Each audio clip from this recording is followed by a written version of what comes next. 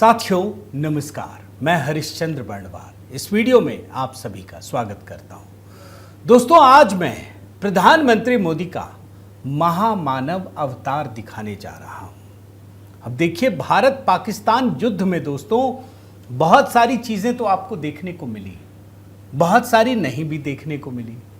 कुछ तो ऐसी चीजें थी जो बहुत आश्चर्य प्रकट कर रही थी। अब जैसे मैं आपको एक उदाहरण देता हूं कि अमेरिका के राष्ट्रपति डोनाल्ड ट्रंप लगातार हर रोज जिस तरीके से बयान दे रहे थे, क्या उनको पता नहीं था कि उनके बयान से भारत की राजनीति किस प्रकार से गर्म हो रही है?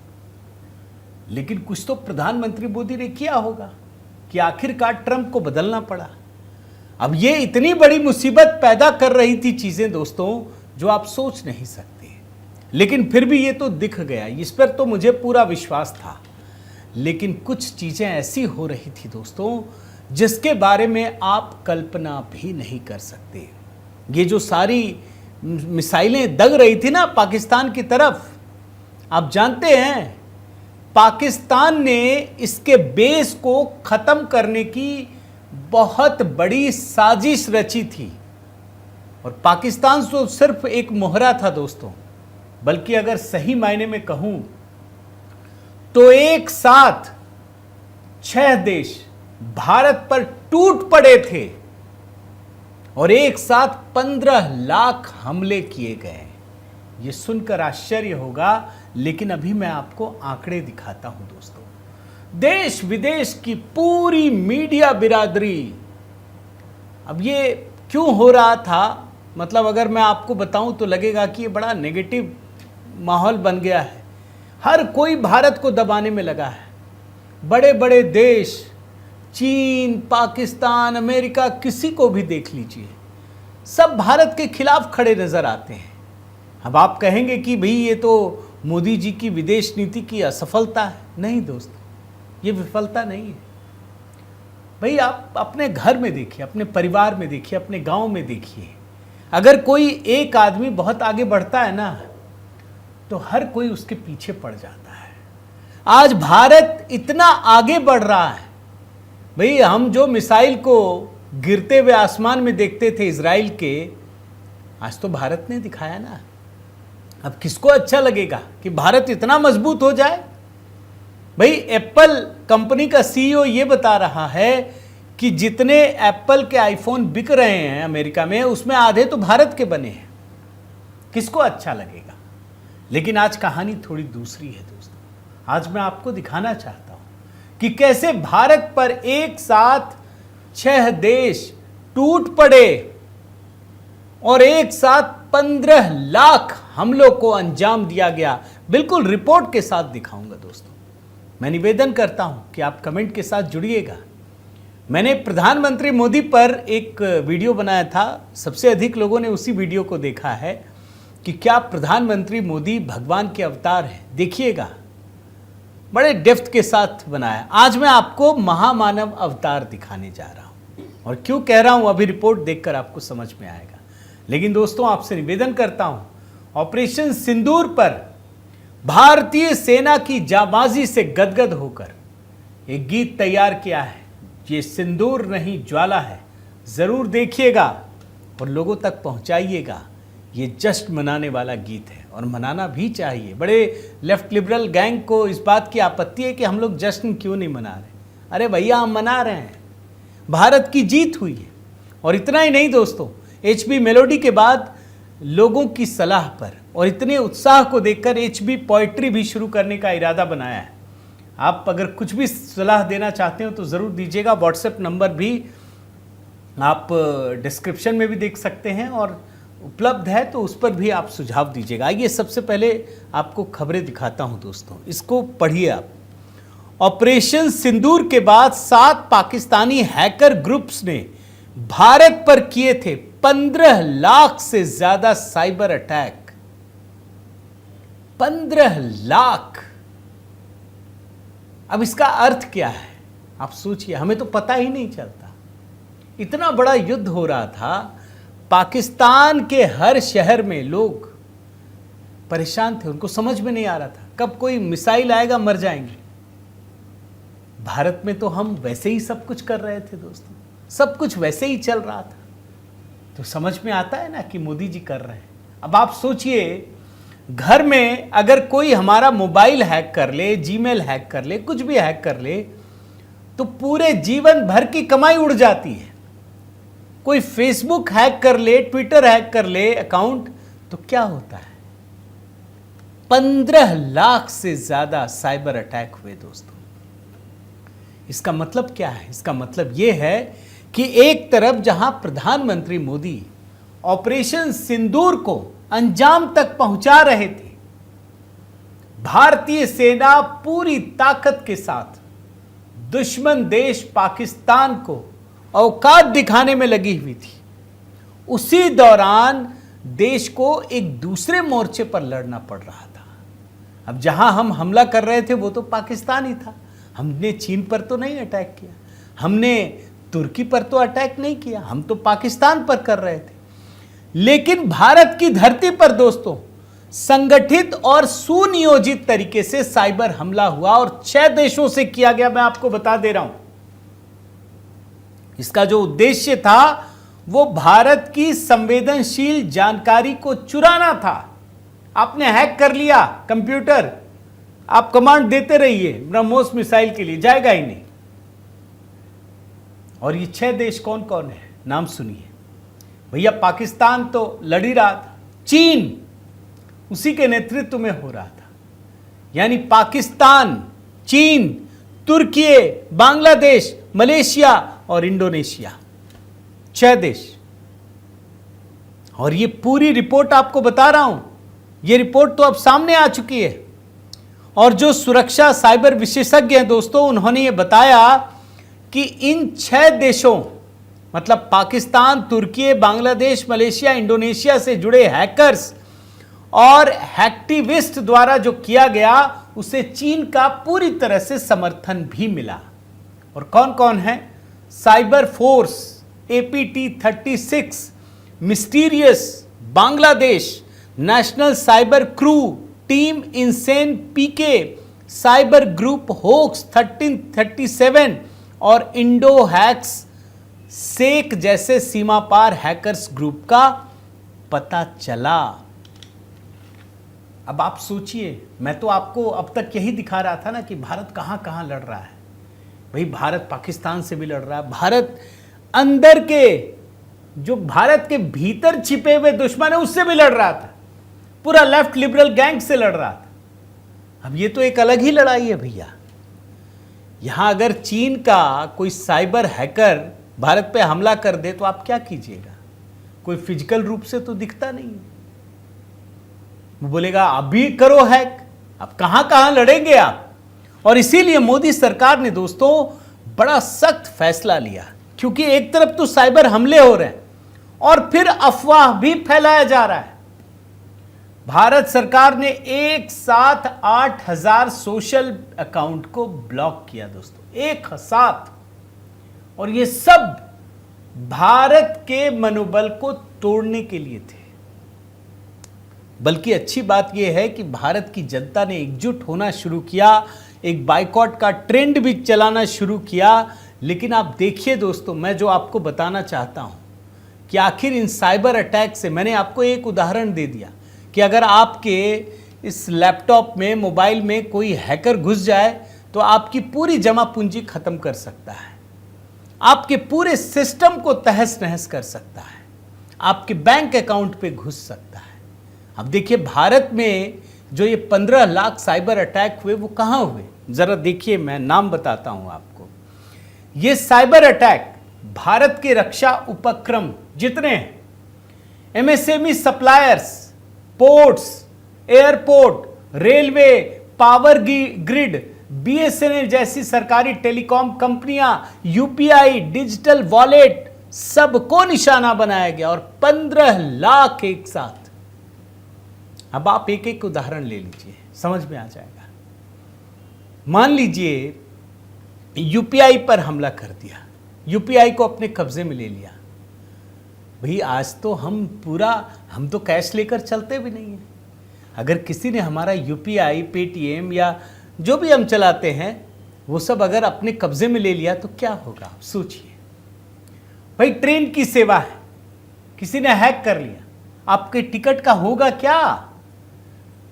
मोबाइल कंपनियां उसको हैक कर लिया, क्या होगा? आप बात ही नहीं कर पाएंगे, आपका कम्युनिकेशन पूरी तरह से खत्म हो जाएगा, पोर्ट्स, एयरपोर्ट।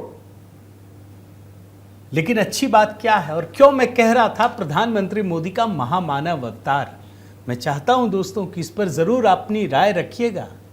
ऐसे ही नहीं कह रहा, सिर्फ 150 हमले ही सफल हो सके, ऐसा नहीं है कि सफल नहीं हुए, लेकिन 150 हमले सफल हुए। 15 लाख में 150 साइबर हमले, यानी कुछ चीजों पर तो इन्होंने कब्जा कर लिया था, वेबसाइटों को हैक कर लिया था, यह सच बात है।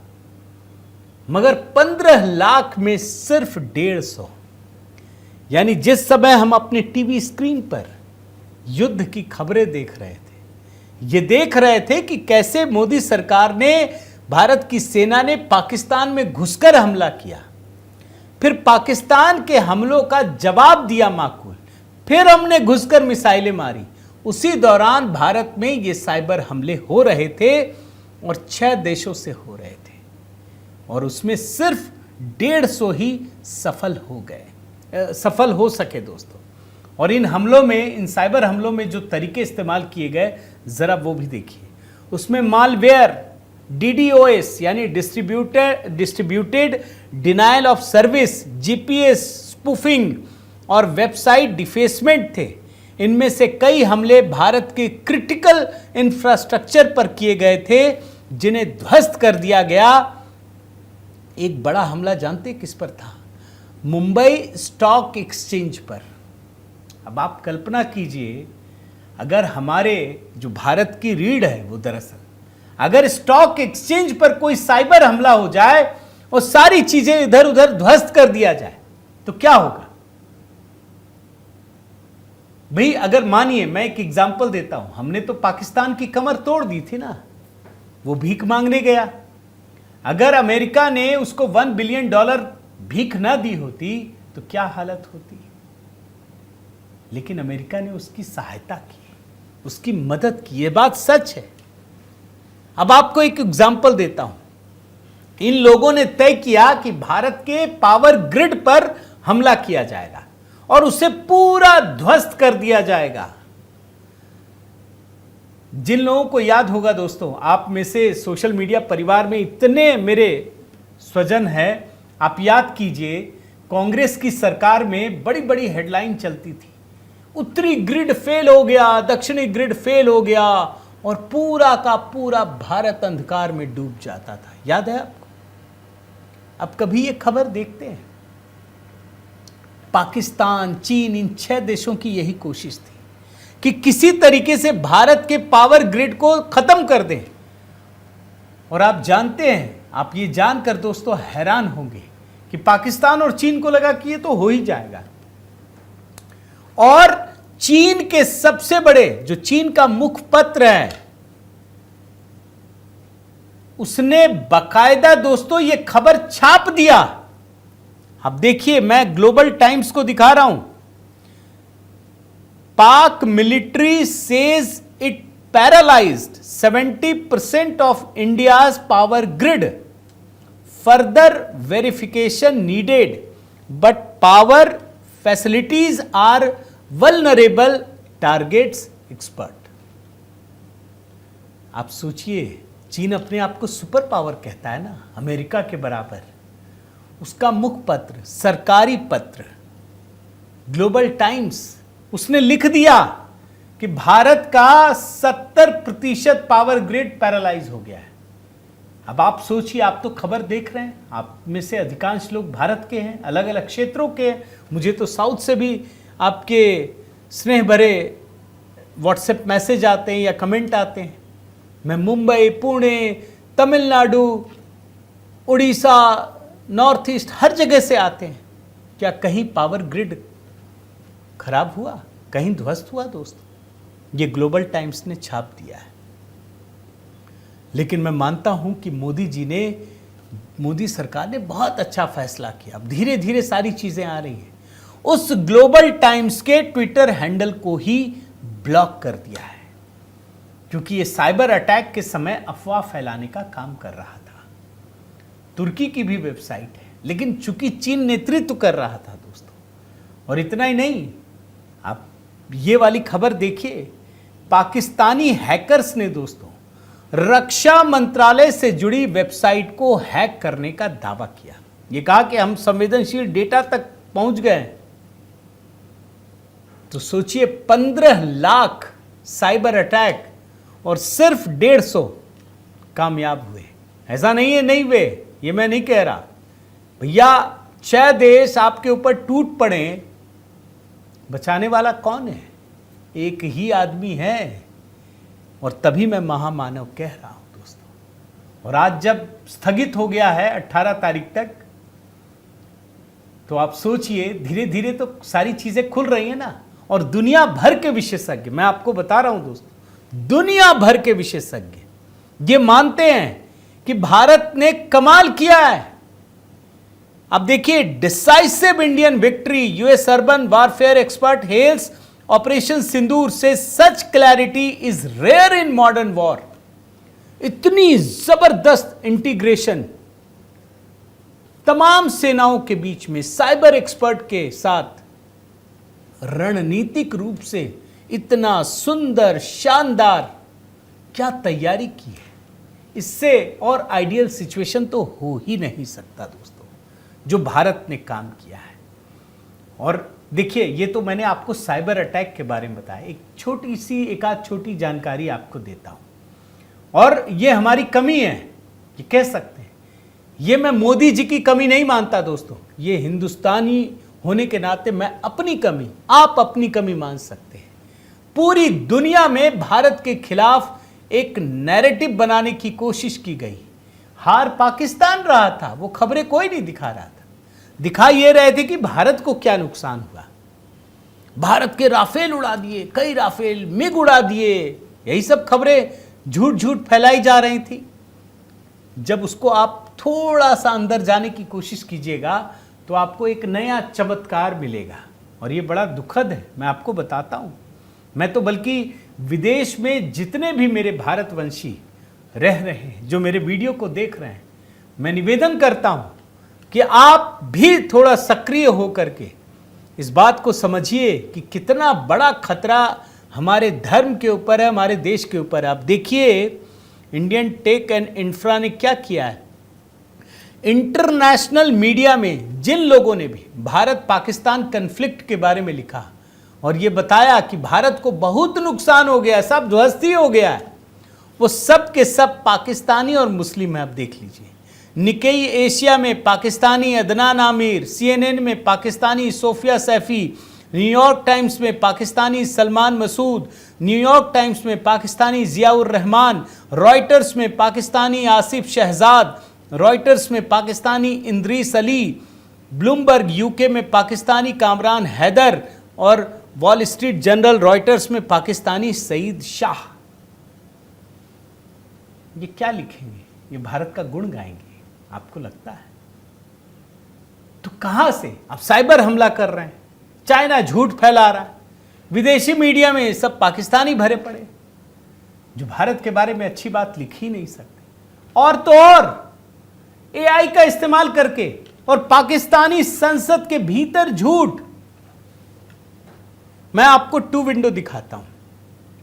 संसद के भीतर पाकिस्तान का डिप्टी प्राइम मिनिस्टर इशाक डार ये कहता है, एक फर्जी रिपोर्ट के बारे में बताता है कि टेलीग्राफ ने लिखा है कि भारत का बहुत सारा चीज नष्ट कर दिया हमने। ये हवाला दे रहा है ये आदमी।